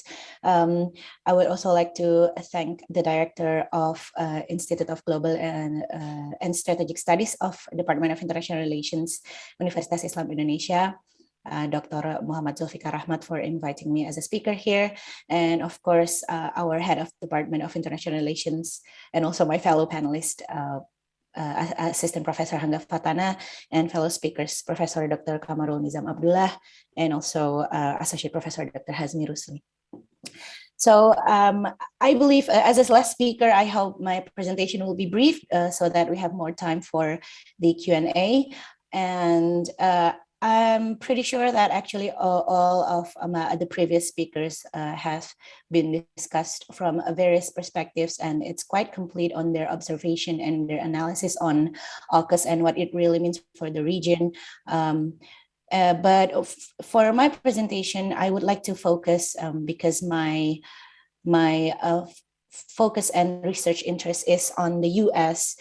So I would like to highlight what AUKUS and what AUKUS means for the US, and how and to see that as an attempt or an effort for the United States in reestablishing the US leadership in the Pacific region.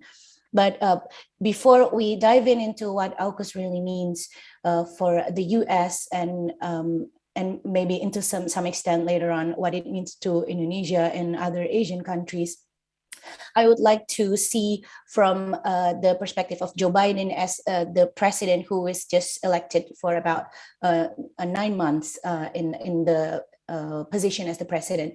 So when he was doing his campaign, he was very huge of promoting the foreign policy that is basically the opposite of what Donald Trump has been doing during his 4-year term. He was emphasizing on trying to restore the US leadership and reclaim US position in the global arena. He even went as far as stating that America is back, and in the context of the US position in the global arena, of course. And although this is probably too soon to claim what is defined as Biden doctrine, but a lot of experts and scholars in the United States politics specifically assert that Joe Biden will be, obviously, if compared to Donald Trump specifically, will be more of a liberal internationalist, and then it would like to assert American power and defend democracy across the globe. Question mark, is this really what Joe Biden is doing? But I'm pretty sure seeing American foreign policy in general since the election or since the inauguration of Joe Biden, it is not as idealistic as what it really is.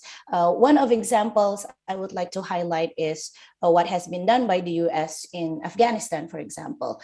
If claiming to be a liberal internationalist means to establish democracy in all over the world, then what the United States did in Afghanistan is actually the opposite of that. This actually shows that Joe Biden's views on the limit of America's power. So symbolically, yes, America would like to be the leader again, even though it is debatable, has America really not been the leader? Yes, a lot of challenges rise, particularly from China, but there hasn't been anyone who confirmed that America lost its position or that has been replaced. But it did realize its limit on getting involved in so many issues or crises in the world. And of course, one of that important region is Asia Pacific or Indo-Pacific, as it would like to mention. Not only that, of course, the focus of Joe Biden's administration is not only limited on its foreign policy, but also its domestic politics. Right now, Joe Biden is not really popular within the country. Its approval rating, ever since he is elected, is currently at the lowest since inauguration. And but this is also due to the fact that United States as a nation is more divided than ever. A lot of people or voters are still quite heavily inclined to their support to Donald Trump and Trumpism, and that's why it's and also one of the reasons is the action in Afghanistan, for example. And will AUKUS also affect Joe Biden's popularity? It remains to be seen, but even though it will affect Joe Biden's position in the domestic, I would say that it will take so much more than that. And obviously the people of the United States, I think, care more about what happened within their country rather than what happened in the world, in terms of how to reflect their support or their opposition toward the government. Now, if we talk about AUKUS, I think it's obvious, and all these speakers here already confirmed that yes, it is an attempt of the US to preserve its interest in the region. And then a lot of experts come and argue that it would disrupt the US dynamics with China and obviously with the European allies, especially France, since France felt left out of this pact, and then there was this symbolic action of withdrawing the ambassador from Washington as well as from Canberra, even though after a phone call between Joe Biden and Emmanuel Macron, the ambassador of the France will be sent back to Washington again, which means that maybe it is quite disruptive, but apparently it's not that destabilizing as a lot of people may have stated or argued.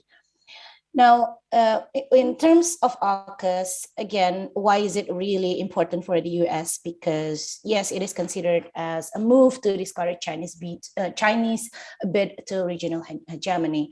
I believe Pak Hangga already touched on how Australia and China are currently having a lukewarm relations, and that it is actually a move of Australia to show China that it has a strong ally. And these allies are including the U.S., obviously, the rival of China, and also the UK. And of course, but for the U.S. itself, it's actually, of course, economically, it's really beneficial, and therefore it got a lot of support, or at least it didn't really have a strong opposition within the domestic politics of the United States. But I think what people are worried about, other than what Professor Hazmi Rusleif mentioned, it's also because it has the word nuclear on it. So people think that this would be a step to more extensive nuclear infrastructure, although the parties in the AUKUS has already confirmed that this is not a it's not for a defense or a nuclear weapon, and it's still making people, especially in the region, worried about what it means in terms of proliferation, nuclear proliferation. Although I would also argue that Asian countries, Indonesia and Asian countries, obviously will not support any attempt or effort to destabilize nuclear proliferation within the region, and the U.S. itself will not be supportive in having a more or a stronger nuclear based defense in the region, because of course it will be a threat to the country. And in terms of the U.S. providing this or agreeing to this pact is also an indication of greater willingness to transfer highly sensitive technologies to close allies. So again, it established its commitment to the long-term allies in this case, Australia as one of the main actors. But does it mean that the U.S. will move even further in terms of its complicated relations to China? I would say that because of these complicated relations, this move of agreeing and signing AUKUS is more about a symbolic flex of muscle in the region of Indo-Pacific, because the US has, a lot of experts even said that the US has a very complicated, dysfunctionally complex relations with China in terms of economy. The US cannot afford to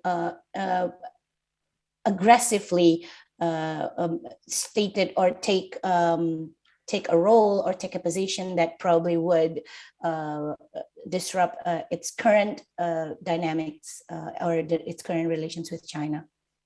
Now, I would like to borrow, in terms of foreign policy of Joe Biden, Walter Russell Mead in the early of 21st century tried to map the foreign policy and steps taken by leaders or presidents of the United States. He came up with 4 schools of foreign policies borrowed or derived from names of previous leaders of the United States, such as Hamiltonian, Jeffersonian, Jacksonian, and Wilsonian.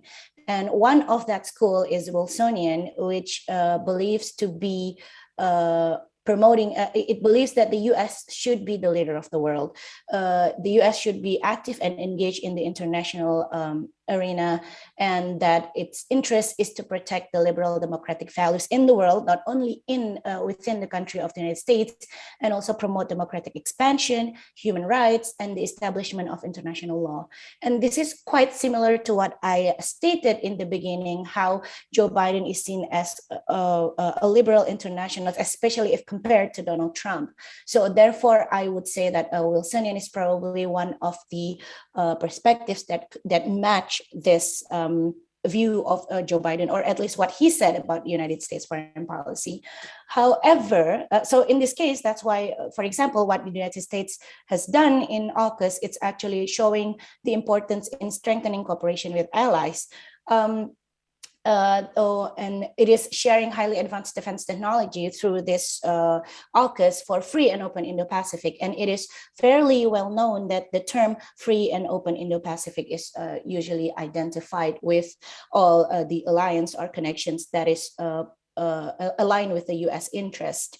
But also when it comes to promote a democratic expansion, and in this case, there are also arguments that the Wilsonian democracy that is shown to be one of the strengths of the United States and one of the United States' interests are continuously being threatened by, or being challenged at least, by other powers in the world, such as China or Russia, who has this autocratic government and also very influential, especially China, who is currently rising. So in this case, if Australia thinks that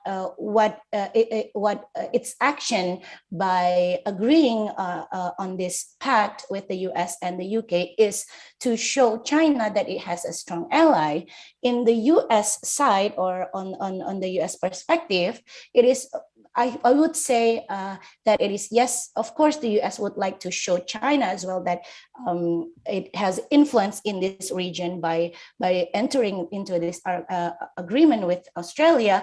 But also, I would say this is still quite symbolic, because when it comes to really getting involved in a certain region, especially going as far as having an open aggression, or maybe having like to battle in military powers, I would say it should take it should take something that would attack a very core of American national interest. And currently, I don't see that that happens in Indo-Pacific area, or like in Asian and Australia region. So it is doubtful that the US will commit to a contest with China. And because what I'm seeing right now, the stakes are less than existential, but of course it will not harm the US to show that it has friends and that it has influence in the region. Now, in terms of Indonesia's concern, Pak Hangga already touched upon this. Indonesian Foreign Ministry released a statement that it says that we are deeply concerned over the continuing arms race and power projection in the region. However, the US ambassador to the Indonesia actually clarifying that this will not be a threat to Indonesia. And then the US ambassador also said that it will not force Indonesia to take side. And this will only reinforce the ongoing cooperation between two countries and other countries to make sure that, again, we have a free and open Indo-Pacific that respects the rule of law. So this is quite a very diplomatic statement. And of course, it is also to show, or again, in lack of a better words, to flex the US muscle and influence within the region. And of course, Indonesia and the US relations, we have so many cooperations with the US, and it will not be affected on simply or solely by the US and Australia entering this cooperation. Now, to conclude my presentation, I think what I would agree with what Professor Hazmi Rusli said, that yes, we should be worried, but I would also say that Indonesia and other Asian countries should not, and probably will not, be too careless in expressing its support or position both to the US or China. I think Professor Kamarul Nizam also mentioned that ASEAN are a non-bloc movement, so of course we will not show this our obvious support or opposition.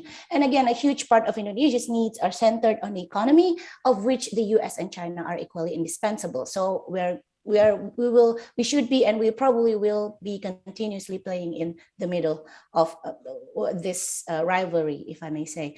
And also how significant AUKUS is in affecting the dynamics in the Indo-Pacific region within the context of the US-China relations remains to be seen. To borrow what Pak Hangga said, we should be, it is a challenge, but it is not yet confirmed as a threat. And yes, we should be vigilant, but maybe not to overreacting regarding this issue. On that note, I would like to conclude my presentation, and I hope I'm looking forward to more questions and discussions if time allows it. And thank you so much for your attention. I give back the forum to Professor Zaki. Thank you. Thank you, Ibu Karina Utami. Thank you, Ibu Karina Utami Dewi. A very interesting presentations. A little bit moving away from the main theme of our title today, but interestingly, what she did is that she managed to wrap up the driving factors behind US drive to US pursuit of establishing AUKUS with two allies or two of its allies. But at the same time, she also managed to relate it with the challenges and issues confronting Indonesia with the assistance or with the creation of this AUKUS. She did a great job of analyzing the dynamics of domestic American politics under President Joe Biden, as well as the country's foreign policy with respect to China. But the very existence of AUKUS is to challenge China's hegemonic ambitions. At the same time, also one aspect that very interesting is about quite often most of the scholars focusing so much on the impacts of AUKUS, but little about discussions on the domestic factors that resulted U.S. willingness to cooperate with its main allies, United Kingdom and Australia, in creating AUKUS. And to that extent, they are more than willing to share their very highly technological advancements in terms of constructing submarines, nuclear-powered submarines, to Australia. Although the very fact is that South Korea also is one of the United States allies, but yet the country did not have access to such technology. A very interesting takes that we can look into for future webinar series. So we come to the last part of our webinar sessions. It'll be the Q&A sessions. I noticed that there are a number of questions posted in the Q&A box. So let's look into it because we still have few more minutes left actually. My target is to finish off by 12 o'clock, at least 12:15 or 12 o'clock, right? So we have a few more minutes left. But the question here, I think the first one is coming from UZ Yo, he or she, I'm not really sure. But the question is, since Malaysia Ministry of Defense went to, the Minister of Defense went to China to seek opinions from China regarding the creation of AUKUS. He asked whether such action is appropriate, and why is it that Malaysia, basically engage China first, to get clarification from China with regards to AUKUS. At the same time, also he asked, is there any disagreement about among ASEAN members states with regards to the establishment of AUKUS? Does Malaysia intend to negotiate with other member states on these matters? This is something that a question I would like to pose to Prof. Kamnizam, because I think first part of the questions has already been answered actually. I think so that first part of it have been answered. First of all, my observation, some errata that I already made in the chat that I refer Ishamuddin Tun Hussein as Minister of Foreign Affairs. It's basically now he's a minister of Malaysian Minister of Defense, you know, under the new reshuffle. So Malaysian, the politics is quite, you know, the development is quite rapid. So sometimes you forget that when they change our minister for polio.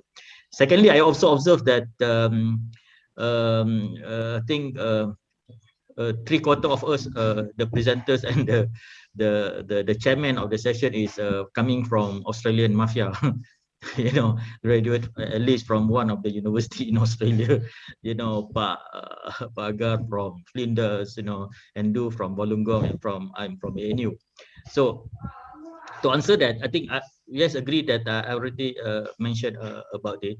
And we're not very sure. I mean, I don't have the inside information and what's happening, whether, you know, that Malaysia is, or in ASEAN countries is basically, you know, discussing with each other on this particular issue. It's a challenging issue. It's a new issue. You know, it's a new issue that needs to be followed, you know, like what others have said, that, you know, you cannot make a kind of, you know, a kind of blanket conclusions, you know, that AUKUS, we have some great impact or whatever it is. I mean, but we are concerned with the development.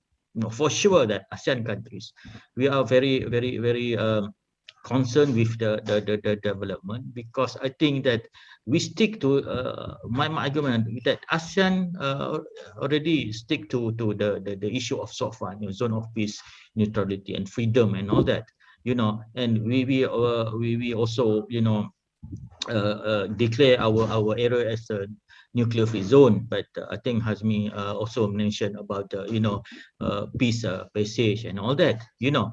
But you know, the issue raised is now is to what extent this kind of a new development, security developments, you know, can harm the stability of the country. We already have a kind of imaging power, you know, that we have to deal with, and the Western try to drag Southeast Asian countries into this kind of equations, and it is very dangerous to the stability of the country. And we had a position for such a long time that ASEAN countries have a position not to be sided with each other. You know, some of us are a kind of a promoter of non-aligned movement and all that, and we have been, you know, been exposed with a lot of what they call it, a proxy war during the Cold War, Vietnam War, and all that. And we don't need that kind. So the focus should be in development. So on that note, you know, that ASEAN countries very much value its relation with China because of the development dependency, you know, economic dependency. Because this is kind of liberal perspective of, you know, a kind of one perspective that you know, espoused by liberal, that whereby the economic well-being can raise trust between each other, because we are in the world of interdependence. But at the same time, we cannot run away from the realist perspective of, you know, looking at these power competitions. You know, that that US is basically had been challenged by the rise of China. We understand that as a major powers, you know, that it tend to, its power tend to be waning in the region, especially during the Trump period. And that's why I think Devi raised the issue of, you know, that under the Biden, I mean, I'm back, you know, in the regions, you know, I should be a kind of a trusted power, because during the Trump administration, there was a kind of major power vacuum in the region, and, you know, we led some kind of China expansionism, and to the expand and to the fear of US allies, you know, because Trump said that, you know, for your own security and defense, you have to rely on yourself. And that's why, you know, during that time, you know, Duterte make a statement that is aligned to what they call it, to China, to Beijing, you know, because, you know, Philippines is basically, you know, needs a kind of assurance for the security because of the South China Sea, you know, and even in Vietnam. That's why, you know, Kamala Harris make a visit to Vietnam to assure that, you know, there is a kind of security partnership with Vietnam, you know, in dealing with the expansion of China. So so that's why I say that it's not a development then that can lead to a kind of serious security implication for the time being. Like what Haga said, that it's kind of a challenge, you know. But the threat is still there. You know, we have to be realistic, you know, pragmatic. What means some of you already raised it. You should be pragmatic on that. You know, that there must be a kind of caveat approach that we need to take. You know, we are small countries. You know, the ASEAN is a regional player, but individually, you know, ASEAN has their own interests. You know, and given the pandemic 19 and all that, you know, we are struggling in terms of our economy, you know, that these major powers are very important for our future recalibrations of our economy and politics. So we cannot run away from there. So I think for years, small countries, they are like us, you know, even middle power like Indonesia, because I think Indonesia by 2030, you know, become another global player in the future, and above has been predicted that by 2030 that China will become in terms of GDP, China will be surpass US GDP. So you can see that. You know, you cannot discount the fact that China will become another power. Whether it's bad or good, you know, it depends on how pragmatic our approach to this rising power. You know, we already know US and all that.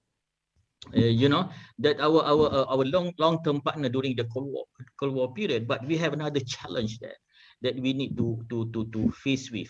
So we need for ASEAN, we need to look at the concept. We have to maintain our ZOFAN, our zone of peace and neutrality, our non-nuclear,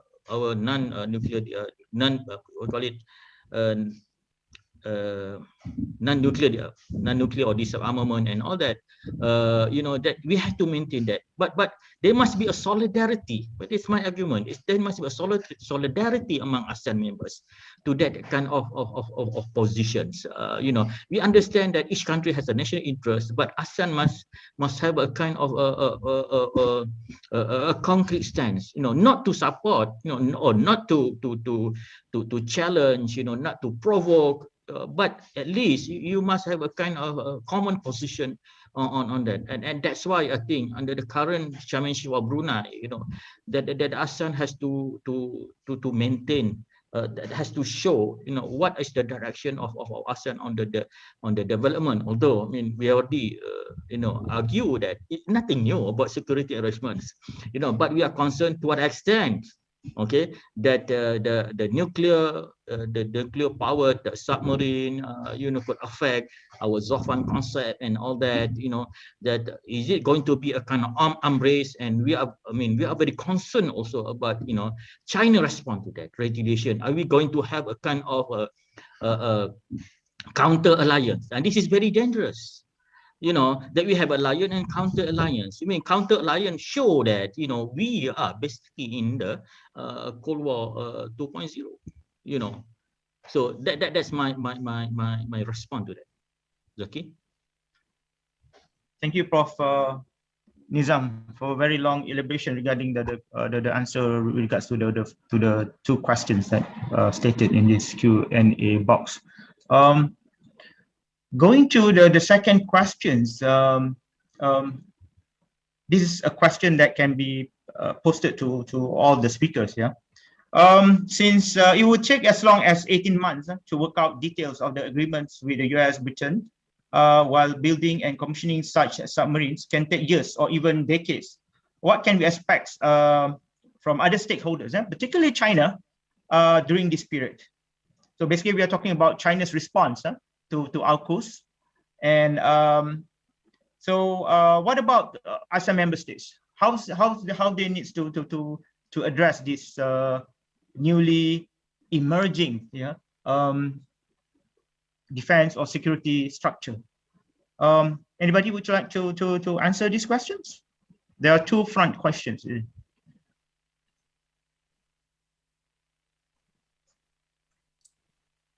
So what do you think?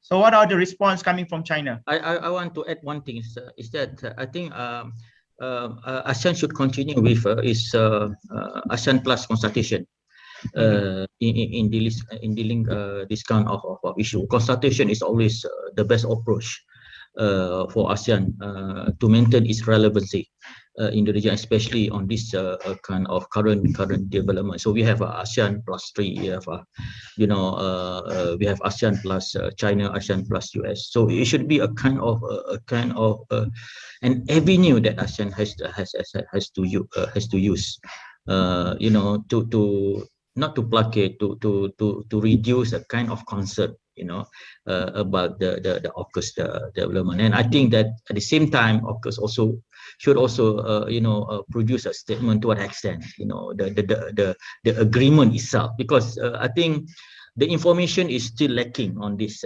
kind of strategic alignment.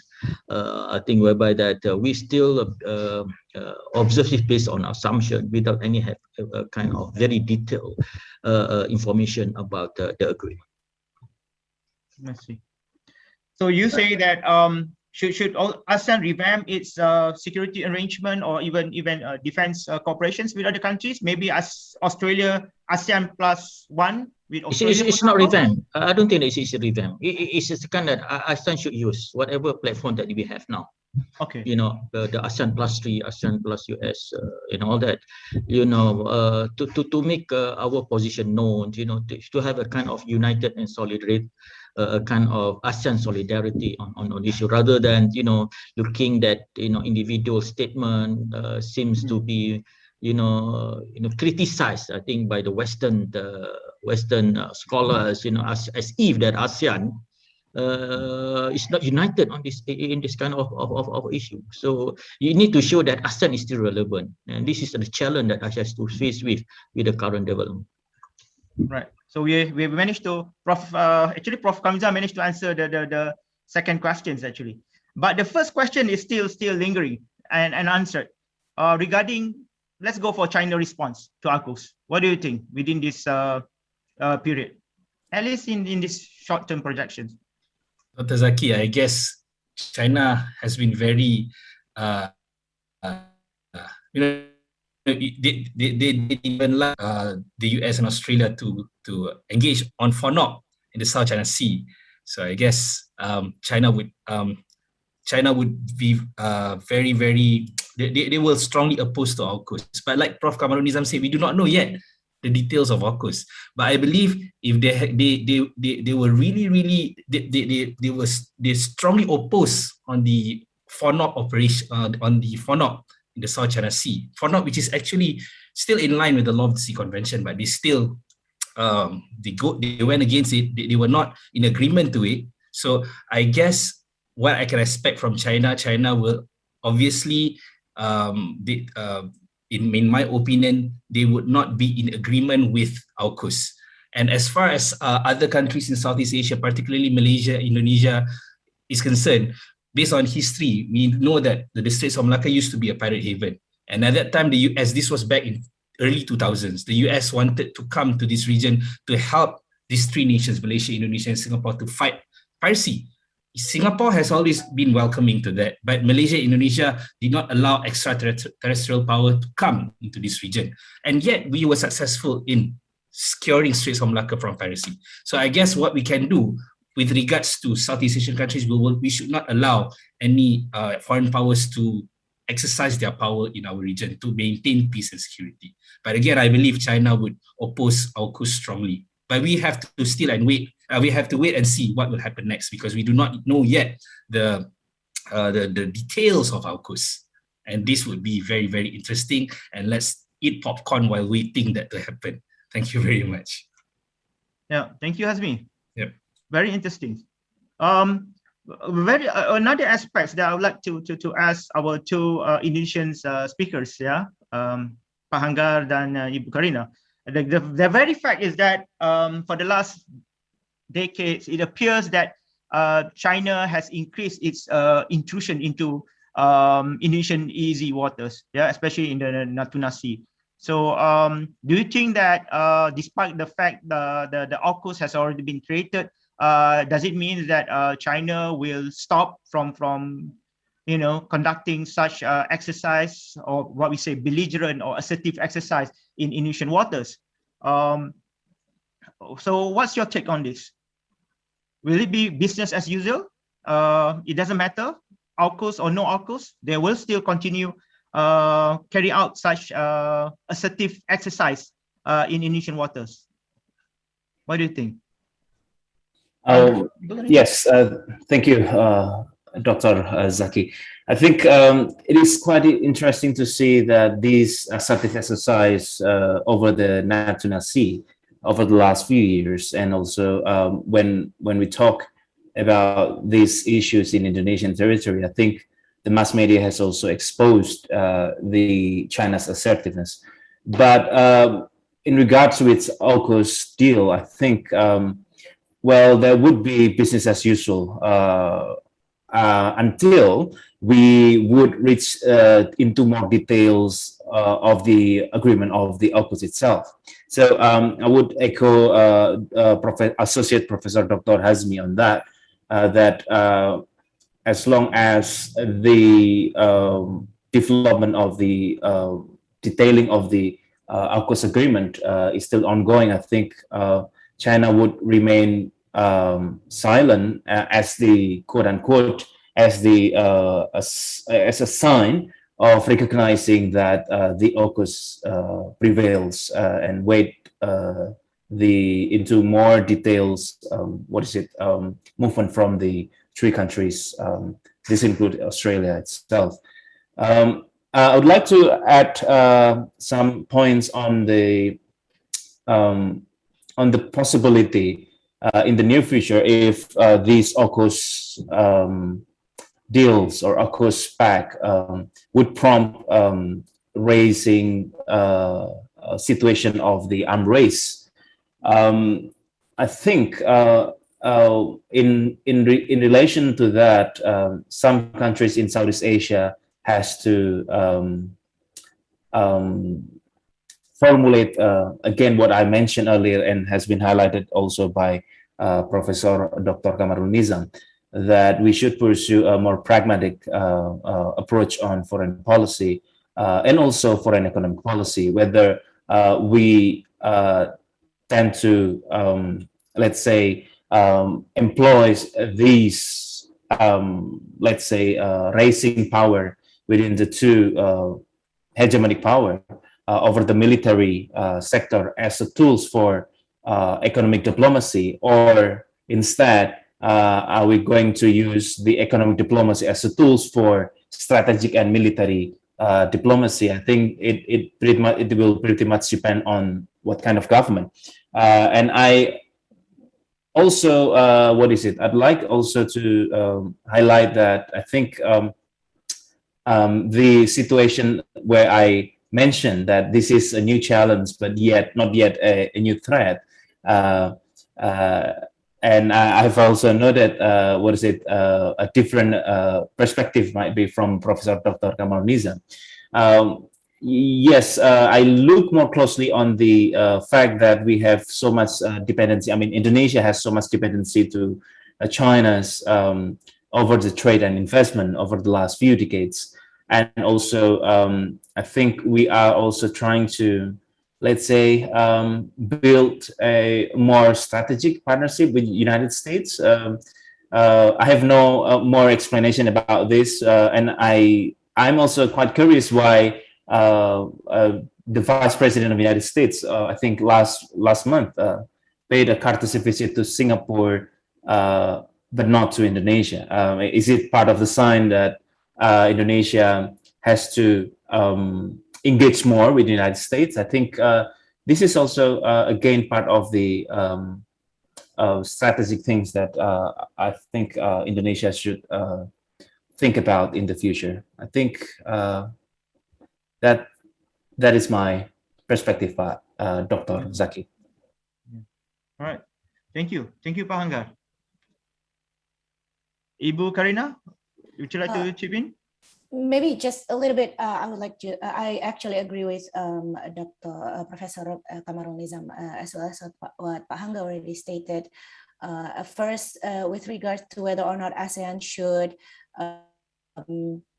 reaffirm its position and maybe come with one statement or one position regarding AUKUS. It is something that we always expect, not only about AUKUS as an issue, but in a lot of issues regarding Asian security or stability within the region of Southeast Asia. But it is also understandable why a lot of Asian countries have this individual take regarding their own relations with the US and China. So it's idealistically, we would like to see ASEAN united and then having like a certain strong position regarding this. But in the meantime, I would say what has been done by the Asian members country regarding their response to AUKUS is, of course, because it is very premature to push or create a certain position with regards to their relations to both countries, in this case, US and China, and of course also Australia as the neighbor. And I think whether or not Indonesia should do something, currently what the foreign minister indicated through their statement, they would like to preserve a peace and stability in the region, but I wouldn't say that it would go as far as maybe expanding or maybe making it to appear more aggressive regarding to Natuna, Northern Natuna Sea. So I guess that's what I would like to add on that regard, Dr. Zaki. Thank you. Can I add one more on this issue? That I think the intensity, in my opinion, that the intensity of these problems and the implication of AUKUS is very much how China responds to it. And this is very much important. So far, China hasn't made any kind of statement on that, so it depends on China, how China perceive that. It can be going to both directions. If China become more forceful, a kind of hard approach response to this kind of security arrangement, then you can see another implication to that, and very much that will be a kind of a concern to us in the regions. If China try to play down this kind of arrangements, then I think that we are basically quote unquote in the safe side. So China response is very much important in this particular issue, and I think we wait for how China responds to it. Yeah. Thank you, Prof. Nizam. I would like due to we almost run out of time. Why do we go for the last questions? Yeah. Something that relates to Malaysia and Indonesia. Yeah. Regarding the non-alignment movements. Yeah. Especially both countries do not tend to take sides. Yeah? Either China or America. But the unveiling of AUKUS certainly, obviously, sideline Malaysia and Indonesia, yeah, as considered as strong partners countries with Australia, so and even US. So, what's your take on this? What do you think? Will Malaysia and Indonesia continue to adopt this non-proliferation approach, or maybe it's about high time that we need to pick sides? Maybe not now, but in the future. So, Prof. Nizam, Prof. Hazmi, Ibu Karina. I don't think that Malaysia will take side on that. It has been a kind of since our involvement in now, and since the historically we have a kind of what you call it the pro-Western stand during the Tunku Abdul Rahman period. But after that, I think we took more a pragmatic stand, more on non-aligned stand, neutral stand. And we have used, I think, ASEAN as our platform in our foreign policy on that particular issue, because as I said, the small countries, I don't think that Malaysia would like to jeopardize its sovereignty by siding with either side. So it has been a kind of our policy, and we will continue in the near future. So this is not a kind of option, but always kind of a kind of our direction in our foreign policy as a small power. Pak Anggar? Thank you. I think I will second to Professor Dr. Kamarul Nizam argument. I think the Indonesian government will not take side in the near or in the long future, given these AUKUS partnerships. Our government, I think, has done a good job in observing the changing dynamics over the regions and trying to employ the multi-track strategy or multi-track diplomacy, not only in G20, but also in ASEAN and also some other multilateral forums. And well, assuming, for example, these AUKUS will lead to more, dangerous arms race. Well, if we assume China will respond assertively and things getting worse, I think Indonesia will still employ the free and active diplomatic strategy for their foreign policy pillar. Thank you. Thank you, Pak Anggar. Let's just say that basically it's just going to be a continuation from the previous policy, yeah, of both countries not to take sides. I mean, we have come to the end of the webinar session, so I would like to apologize that I could not answer or request some of the questions be mentioned in the Q&A box to be answered by the speakers. I would like to apologize for that. I want to take this opportunity to thank to all our speakers, Prof. Kamarul Nizam, Pak Anggar Fartana, Dr. Hazmi Rusli, dan Ibu Karina Utami Dewi, for giving their time and input in today's webinar.